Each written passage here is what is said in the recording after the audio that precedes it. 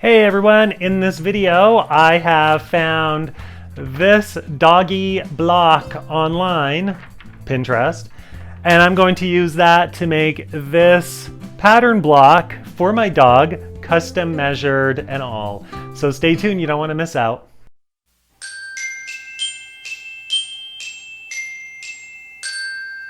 So before we can design anything, we have to do some measurements, and the measurements I've decided to do are the full body length, the neck circumference, the body circumference, and the arm circumference, plus the underside, the chest, and the shoulder seams. So once we get all our measurements, they're not going to be the most accurate measurements, but I can do a couple of fittings, and I plan on fitting the garment more so when it's on him. Once I get these measurements done, we'll work on deciphering the directions of this mystery Italian puppy dog jacket block.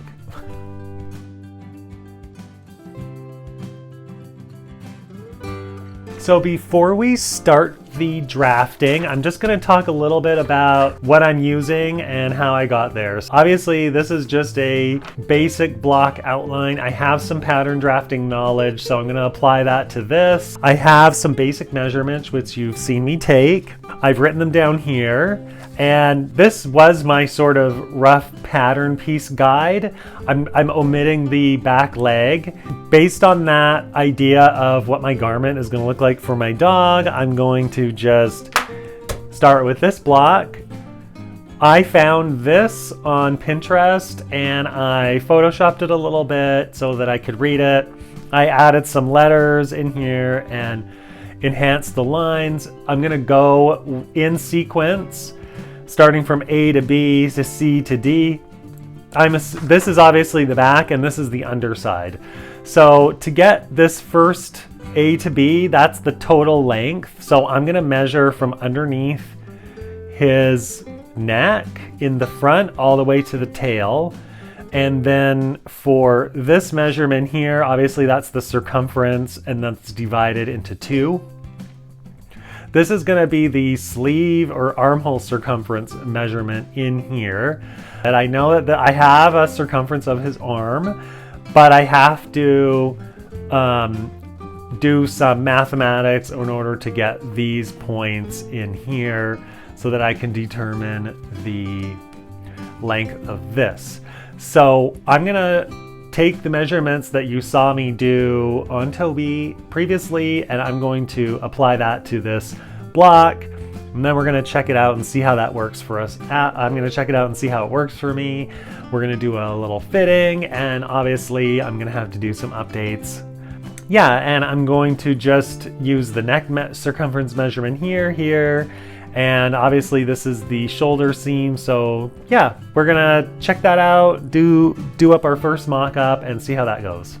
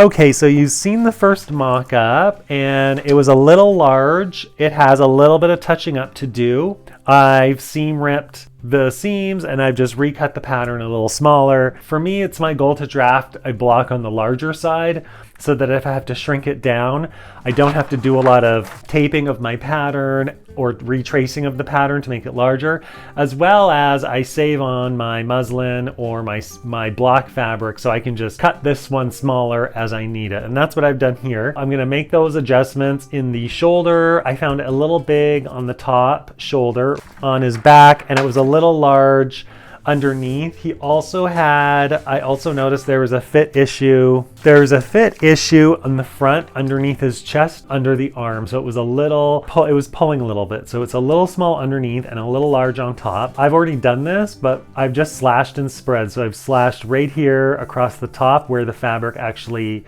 was bulking, and underneath as well. I followed that on the block. I did sort of like a pinching and drew a line. If anyone's seen me do blocks before, it's the same method. I've shrunk this top part. I cut off 2 inches off of this part and angled it a little bit. So I'm gonna recut and resew the same block together, and then we're gonna see how that is. One more fitting.